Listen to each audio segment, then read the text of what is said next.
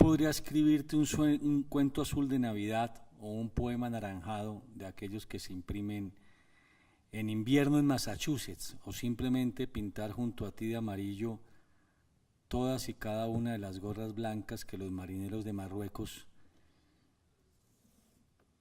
le mostraban a sus novias bailarinas del Congo y de Inglaterra en cada domingo de 1913.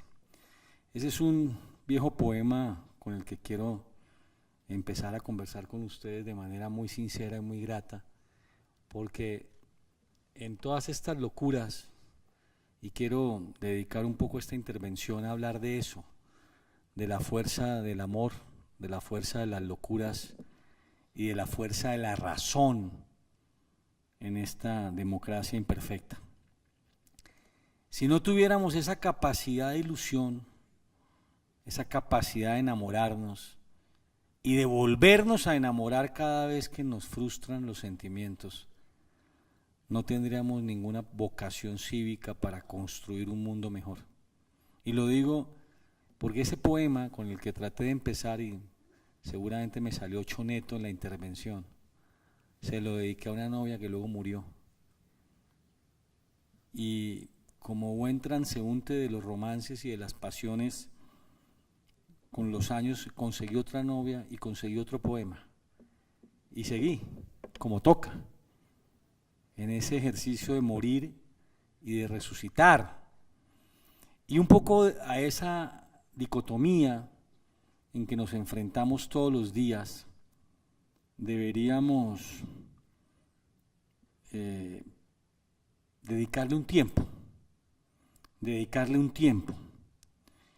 Yo quisiera, tal vez más que consejos, porque aún no he llegado a ese grado ni de sabiduría ni de vejez, darles algunas opiniones. Durante mucho tiempo, por ejemplo, cuando decía Rafael la breve biografía, me dediqué con un esfuerzo sincero al tema de paz y conflicto. Y en el medio de esa discusión de guerra y paz, el tema de infancia y adolescencia, de niñez afectada por la conflictividad armada.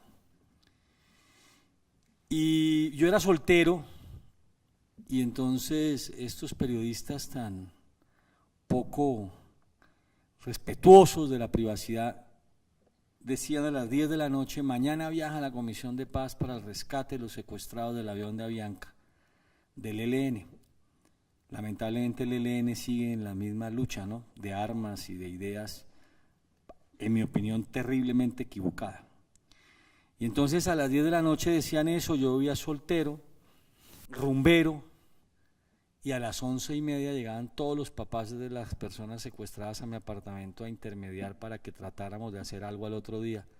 Al otro día yo llegaba al aeropuerto a las 4:30 de la mañana, sin haber dormido, con un montón de mensajes. Y esa situación que yo de alguna manera lideraba con Jaime Garzón y con un grupo grandísimo de personas, María Emma Mejía, Navarro Wolf,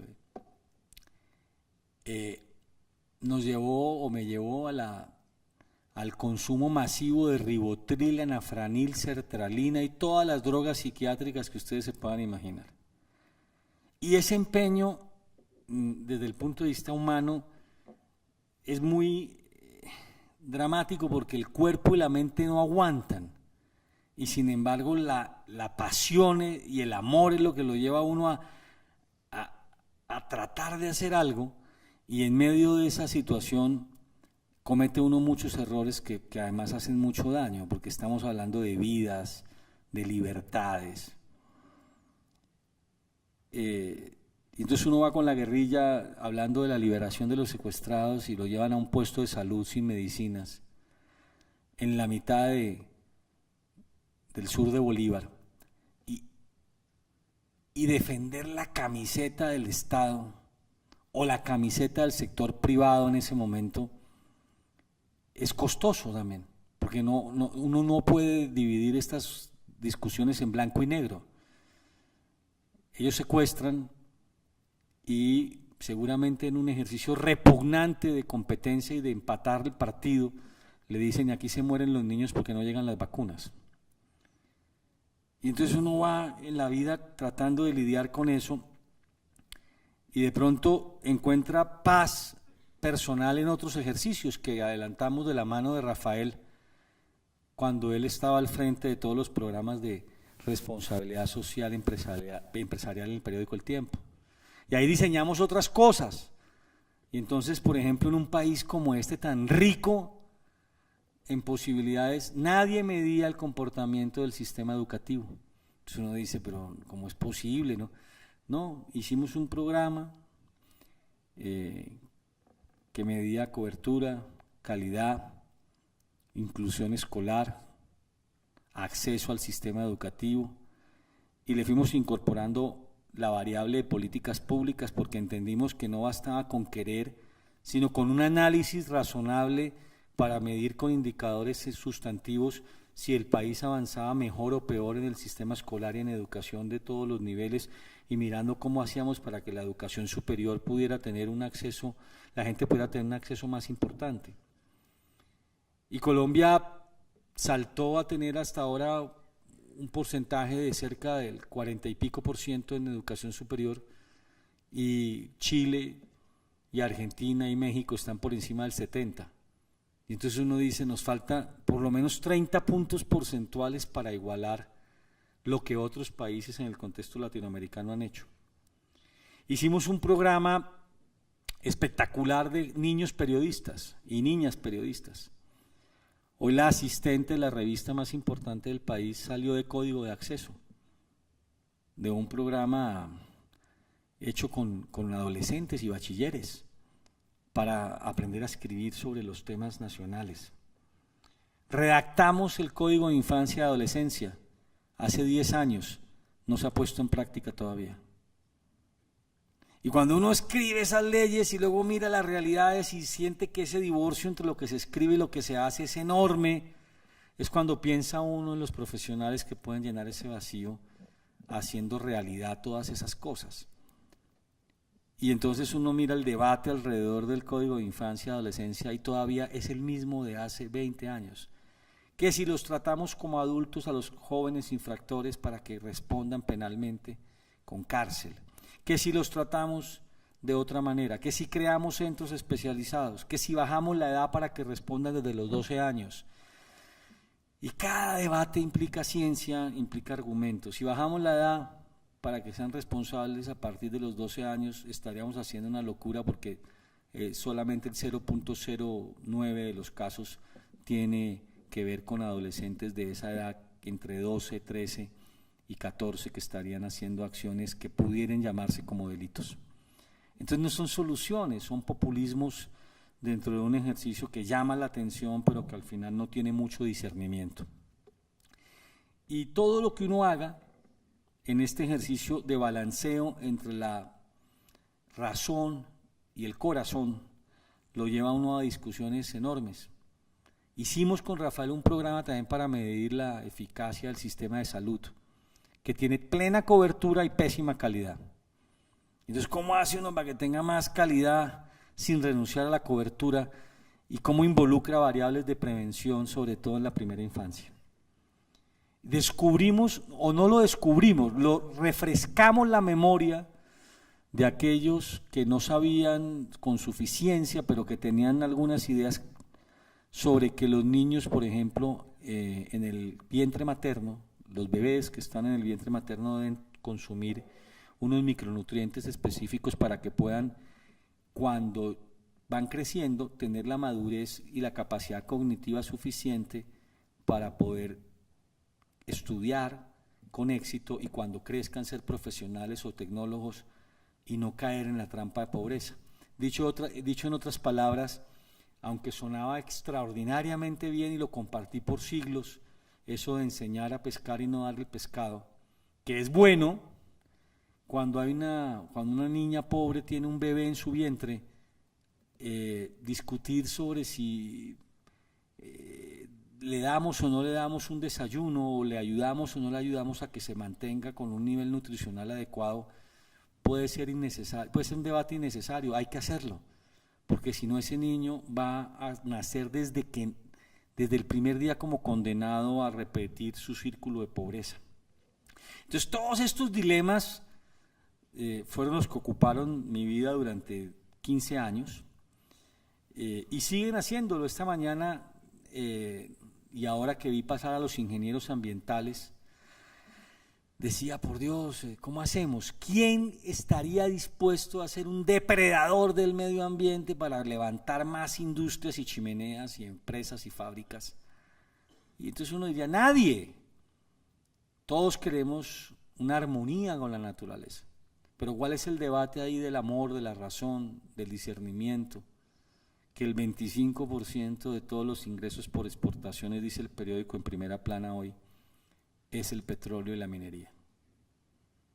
Y entonces uno dice, bueno, entonces luchemos contra el petróleo y la minería, porque esa plata es maldita.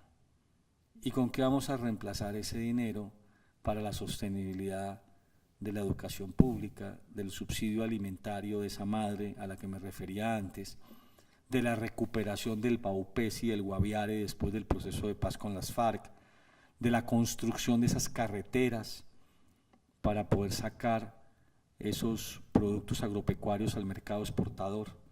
Y entonces uno dice, no, no es tan sencillo, no es solo por querer, por amar, hay que ponerle razón. Y es ahí en donde ustedes ocupan un lugar preponderante, cómo hacer las cosas y cómo hacerlas bien. Y entonces viene una regla ética muy complicada. Decía Rafael hace un rato algo que parece que no tiene reproche, ¿no? Nosotros tenemos que obrar conforme a la ley para construir un mejor país en una democracia sincera, para un desarrollo sostenible. Y me acordaba yo de esa paradoja a la que Fontana Rosa y Eduardo Galeano le han dedicado tanto tiempo, que es comparar la vida con un partido de fútbol, para sacar del fútbol aprendizajes. Y entonces uno mira ese fenómeno, por ejemplo, del Mundial pasado, cuando Suárez se estira, el uruguayo, y le pega el balón con la mano para evitar que le metan un gol al equipo. Evita el gol del equipo, suscita el penal contra el equipo, pero no le meten el gol, y el arquero uruguayo tapa el penal, expulsan a Suárez y pasa a Uruguay a la segunda ronda o a la cuarta ronda a las finales. Y toda Latinoamérica aplaude a Suárez. Es un berraco. Y tomó el balón con la mano. ¿Y no es eso una falta? ¿Y eso no es censurable? ¿No es acaso dramáticamente erróneo hacer trampa para pasar a la segunda ronda? ¿O es muy latino porque somos muy vivos y somos muy capaces de hacer el esguince y de pasar los obstáculos a como dé lugar? Y eso se aplaude en este país. Y entonces uno se queda pensando, ¿cuál es el lugar de uno en la animación de la jugada? ¿Aplaude o rechifla? ¿Se siente mal o trata de olvidar eso porque es pasajero y es mejor seguir? ¿Y cuánto dura el reproche? ¿Y cuánto dura el aplauso? ¿Y qué vale un mundial al final de cuentas? Entonces es una cosa muy complicada. Yo cuando era niño yo llegué de Girardot, que es la ciudad más importante del continente americano, y me ubiqué en la 127, ya me volví chapineruno del totazo, pero en esa época estaba en la 127.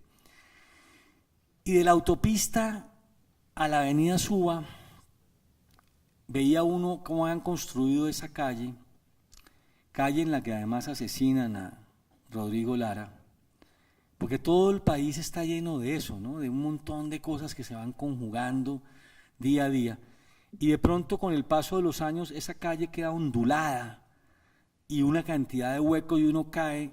Y me acuerdo que yo estando en el colegio me invitaron a la Sociedad Colombiana de Ingenieros a una cosa del colegio y les pregunté con mucha estupidez o con mucha ingenuidad si no sabíamos hacer calles, porque eran todas onduladas y llenas de huecos.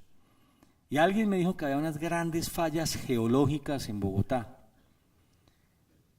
Pero si en Venecia las hacen sobre un mar, en Florida sobre un pantano lleno de cocodrilos y no hay huecos.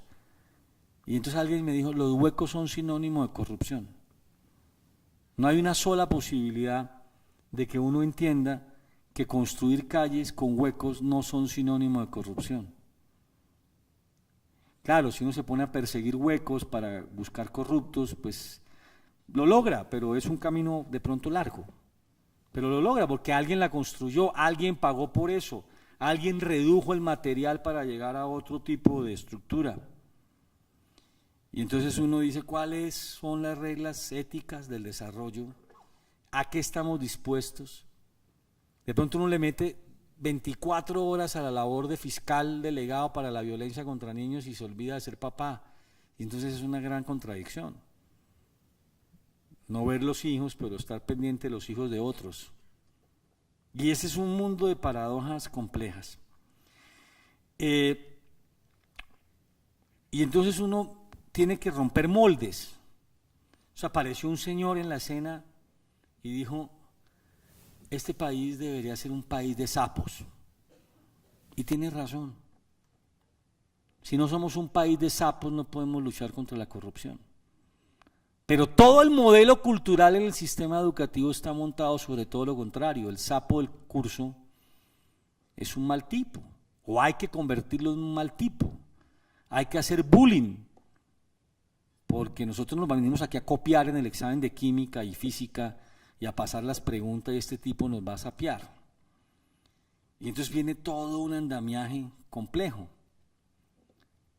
Y las formas que son tan importantes, las formas a veces son absurdas. Entonces nos invitan a un debate sobre la trata de niñas con fines de esclavitud sexual a China y las reglas impiden que uno hable. Entonces uno dice, pero ¿cómo así? ¿No puede uno hablar? No. ¿Y cómo hacemos para atraer a las niñas de China? No, no se puede porque no, para hacer la derogación tienen que ser víctimas. No, pues que son víctimas. Para ser víctimas tiene que haberse condenado al agresor. ¿A quién? ¿A los chinos que se la llevaron? Sí. Pero si no los podemos condenar, entonces no las podemos traer. No, sí, hay que buscar la plata. ¿Cómo? Hay que hacer un bazar. ¿Pero cómo hay que hacer un bazar si están en China? ¿Y quién? No, hay que traerlas, sí, pero hay que condenar primero al agresor para que el ministerio pueda sacar la partida presupuestal para poder gastarse la plata en traer a las niñas. Entonces hay que hacer bazares. Y entonces nos ponemos como fiscales a hacer bazares. Entonces uno termina en un mundo kafkiano, burocrático, y alguien baja y le dice, sí, es que si usted saca esa plata del fondo para traer a esas niñas de China, eso es peculado. Y entonces uno dice, bueno, pero entonces toca traerla de otra parte. Y uno va al comité y le dicen, con la Cancillería, los ministerios, ¿qué campaña de prevención lleva Colombia en esta materia? Ah, no, la última se hizo hace 5 años, no hay plata. Entonces nos inventamos una campaña, hagamos una cosa, pongamos afiches en los aeropuertos, llamemos la atención. Nadie que vaya a China, digo yo China y no lo quiero decir como en términos peyorativos, todo también es Curazao, América Latina, Brasil, salen porque van a conseguir un príncipe azul, las engañan, les ofrecen cursos de modelaje. Todo eso es un ejercicio diario de razón, corazón, discernimiento. Las entidades no se hablan,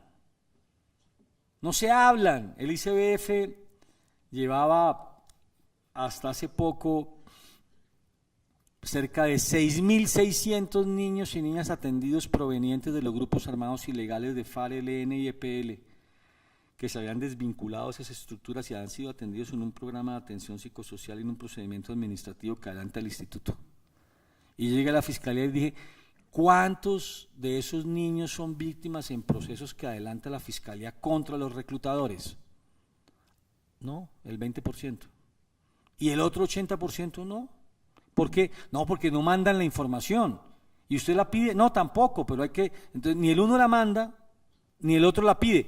Y lo curioso, desde la geografía de la cursilería y el dramatismo, es que usted mira dónde queda el búnker, en la carrera, abajo de la carrera 50, y el ICBF que tiene la información es pasando ese mismo puente de la carrera 50 al otro lado de la 26.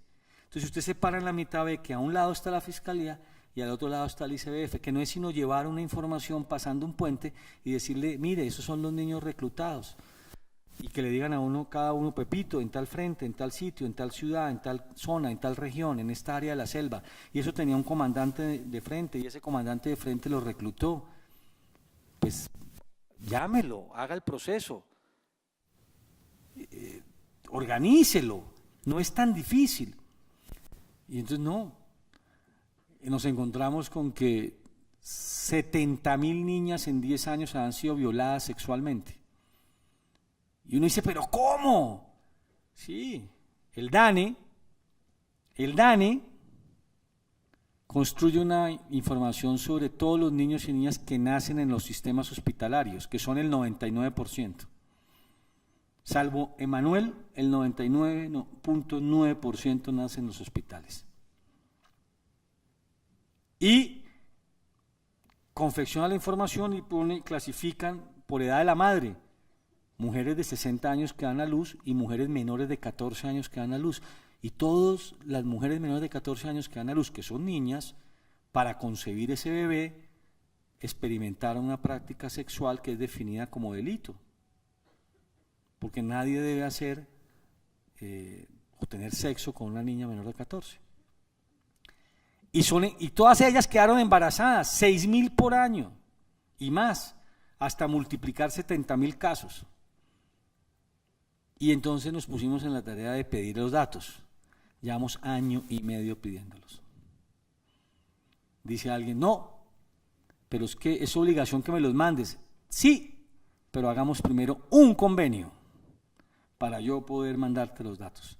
Pero es que no hay necesidad, hay que hacer un convenio. Después de perder esas peleas y de suscribir el convenio, le dicen a uno, bueno, dice uno, ¿ya me vas a mandar los datos? No todavía, hay que hacer un anexo técnico al convenio. Y otros 8 meses haciendo un anexo técnico al convenio. Y de pronto, oh sorpresa, contestan el anexo técnico y llegan los datos. Y dicen, Armenia, 20 casos. Y digo yo, pero eso ya lo sabía yo, eso es lo que dice la base del DANE que yo tengo. Ah, sí, pero para poder pedir los nombres de las niñas hay que hacer otra cosa. Entonces uno dice, no, yo me muero. Yo me muero, es decir, no puede ser. Y entonces uno tiene que morirse y resucitar y gritar y llorar y tomar otra vez ribotril, anafaranil, sertralina y volver a empezar y hacer poemas cuando tiene tiempo y volver a reírse y volver a llorar y volver a despertarse. Y es una lógica brutal, absolutamente esquizofrénica. Y en ese ejercicio la gran cantidad de preguntas quedan sin responder. Al final del día diría que no somos como San Francisco de Asís, no somos capaces de reconocer en el otro nada, construimos este tema de la posverdad cada día. Yo lo he vivido, lo viví con un gran amigo, con Francisco Santos Calderón, enfrentados a unos debates terribles. Y el país es muy tacaño, es a veces muy egoísta, es a veces muy miserable. Le voy a dar un ejemplo.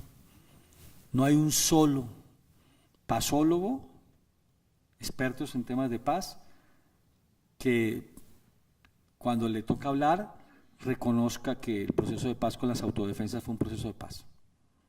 Porque parte de la idea es sentar en la imaginación colectiva la premisa de que solo se hace la paz con las guerrillas y que lo otro era oprobioso, negativo, malo, espurio.